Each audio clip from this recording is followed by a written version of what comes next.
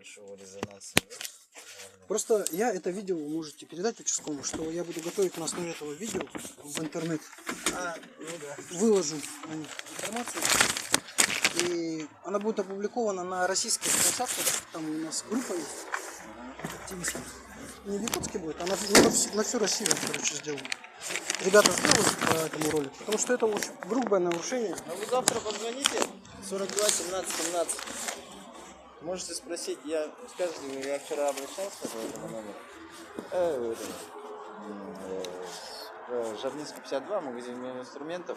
Скажите, номер по исполнению дайте. Это я знаю. И да, кому материал отписан, они вам скажут. Фамилию, а вы вот вначале в самом не представились. Ларионов Владимир Васильевич, старший лейтенант полиции. Ага, хорошо.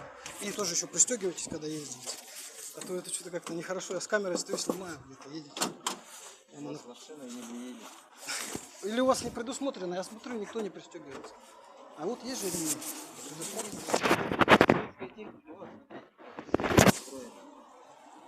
Что не работает. Чем не обеспечивает?